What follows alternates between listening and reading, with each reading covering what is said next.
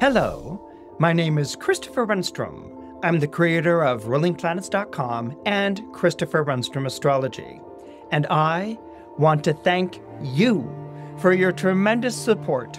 Not only did we increase our viewership substantially in 2025, we also launched Christopher Renstrom Astrology Salon, which has given me an opportunity to share with you the way that I practice astrology. Right now, in the salon, we're finishing up our lessons on the 4 elements: water, earth, air, and fire, while getting ready to begin our deep dive into the 12 zodiac signs. But before we do, I wanted to share with you this special episode on the element of water, as a sample of what you can expect to view as part of your Christopher Renstrom Astrology Salon membership. Christopher Renstrom Astrology Salon is a 2-tiered paid monthly subscription. The first tier is $5 a month for the lesson videos, like this one on the element of water. And the second tier is at $10 a month, where you can also join me in the monthly live streams, where we talk about upcoming planetary transits, interpret a monthly mystery chart, and, as part of our special annual forecast series, we will be doing in-depth predictions for the 12 zodiac signs. Each upcoming Saturday live session will focus on 3 zodiac signs divided by season. And if you're subscribed to the $10 Salon tier, you'll be able to join me live, ask your questions, and receive a community reading during the broadcast.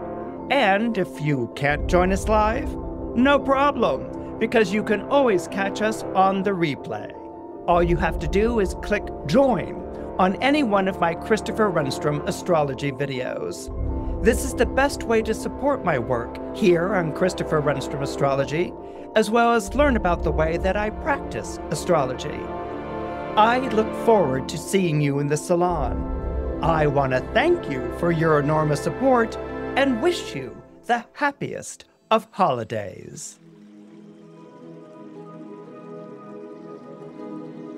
In the past 3 lessons, we've talked about astrology as a calendar and how every great civilization on this earth, whether it was Middle Eastern, Chinese, Indian, or Mesoamerican, created some form of astrology. It was in order to tell time. Now, the best way to memorize the order of the 12 signs of the zodiac is to group them into seasons. The spring signs, for instance, are Aries, Taurus, and Gemini. The summer signs are Cancer, Leo, and Virgo. The autumn signs are Libra, Scorpio, and Sagittarius. And the winter signs are Capricorn, Aquarius, and Pisces. And after we grouped those signs into seasons, we learned how to divide the signs of each season into one of the 3 modes: cardinal, fixed, and mutable. The cardinal signs are the signs that are associated to an equinox or a solstice. They always come at the beginning of a season. And the cardinal signs are Aries, Cancer, Libra, and Capricorn. The fixed signs follow the cardinal signs. They come at the heart of a season. So Taurus is at the heart of the spring. It's when spring has sprung. Leo is the heart of summer, so this is the time of summer when the summer is hottest. Scorpio is the heart of the fall when the fall is most autumnal. Aquarius is the time of winter when it is coldest. And finally, the mutable signs. The mutable signs close each season. An easy way to remember the mutable signs is that they are bicorporal, meaning double-bodied. So you have Gemini, the twins, closing spring. You have Virgo, which is often represented in star maps as being a woman with wings, closing the summer.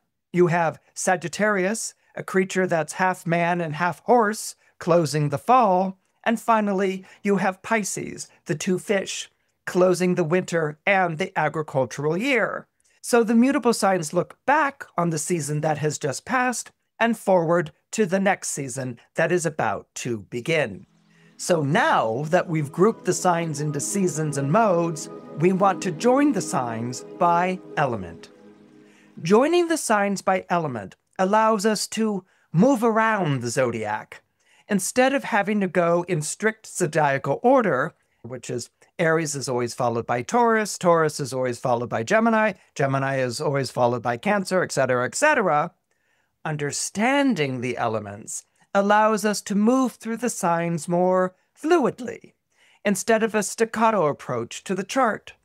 We can quickly assess the temperament of a chart by grouping together the water signs, the earth signs, the air signs, and the fire signs. These groupings of signs by element tell us if someone is sensitive, practical, social, or excitable. The four elements, water, earth, air, and fire, are the cornerstones of astrology. Water is the lowest on the elemental scale, and fire is the highest. Now, this has nothing to do with one element being more evolved than another. What the ancients were trying to do with this was to describe the nature of the elements themselves. For instance, it is the nature of water to go down. Rain falls from the sky, water flows downhill, not up, and a leak will always seek the lowest point before it seeps out. This is why water is at the bottom of the elemental scale. This is also why water is the element of depth and mystery. Imagine for a moment that you're standing on a beach. Maybe it's the beach of a lake or it's the beach of the ocean. And you can see out across the water. And maybe it's a flat lake or maybe you're watching the waves roll in. You can see out across the water, but you can't see under the water. You can only see the surface. And this is why water represents depth in an astrological chart, emotional depth, mysterious depth. It rules over those things that are beneath the surface, those things that you know are there, but haven't really seen for yourself. The next element above water on the elemental scale is earth, because earth essentially sits on water, or at least that's the way it looks to us when we approach land from a boat. It's the solid ground that we stand on. Above earth is the air. Air is all around us. It fills our lungs, it carries the clouds, and creates the atmosphere that we live in. And finally, fire flies up and out, like sparks in a campfire, or the sun, which rises and sets above our world. So, water seeks depth, earth seeks to amass, air seeks to circulate, and fire seeks height, which is why fire crowns the elemental scale. Fire, to the ancients, was represented by the stars that lit up the nighttime sky. Water represents our emotional life in an astrological chart. It gives us depth and it gives us feeling. When you think about how 2/3 of our planet is covered by water, and how 60% of our bodies are made up of water, then you realize just how essential this element is. Life can't exist without water, like our emotional life can't exist without our feelings, memories, imagination, and dreams. Water rules are unconscious, that mysterious part of ourselves that lies submerged beneath our conscious, waking minds. This is where we emerge from every morning, feeling replenished and renewed. And this is where we return to every night, in need of the restorative waters that only sleep can bring. Our consciousness is really just an island, if you think about it, a small piece of real estate supported by a deep, vast psyche. The water signs are Cancer, Scorpio, and Pisces. These are the emotional signs of the zodiac. Now, I want you to think of the word emotional for a moment. Oftentimes, when someone is described as being emotional, doesn't it mean that this person is being hysterical, crazy, or out of control? Yet the water signs are famously non-expressive. For water signs, feelings are meant to be felt. It's why they don't talk about them, or even try to explain their reactions. If you were to ask a water sign what they feel, you usually get a monosyllabic response like, okay, or And that's because water signs won't wax poetic like a fire sign will, or they won't analyze behavioral patterns like an air sign will. Water signs have a profound mistrust of the spoken word. Now, this doesn't apply to words in general. Some of our greatest writers, poets, and lyricists were born under water signs. These are people who understand that words are incantations that can cast a spell on a reader or a listener, opening up their hearts to the magic of their inner lives.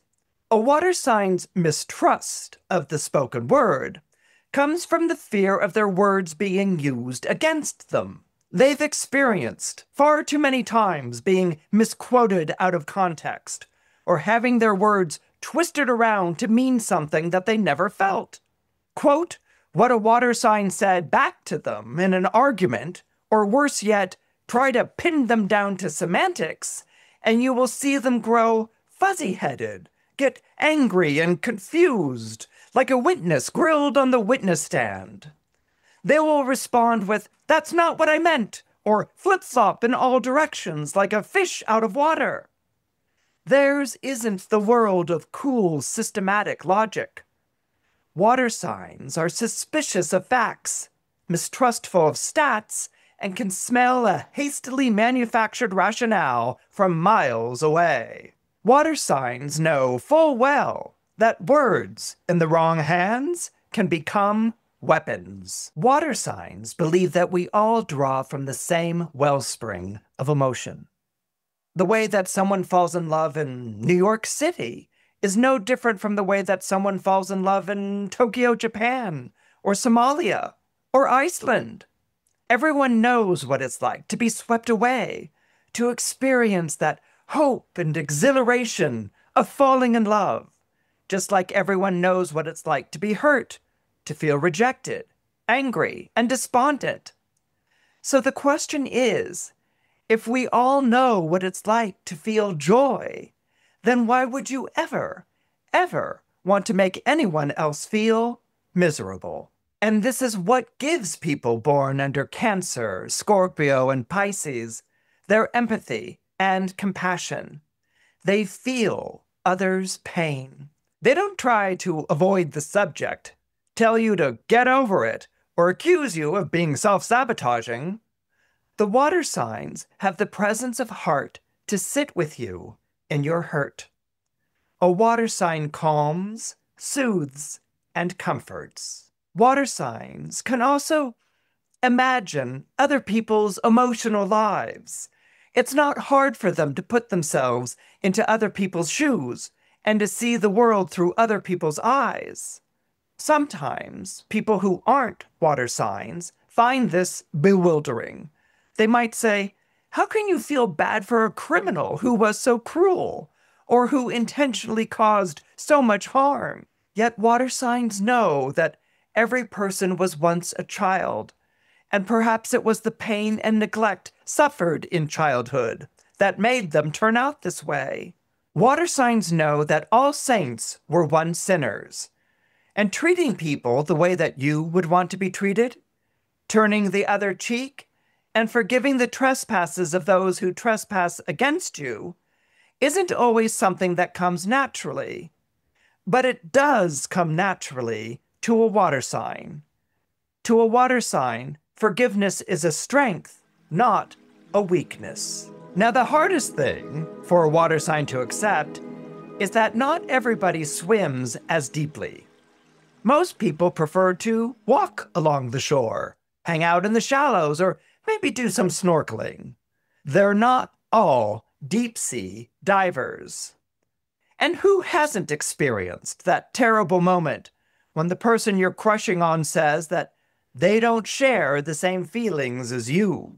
Each of us deals with rejection in our own way, but for water signs, this can be a terrible betrayal.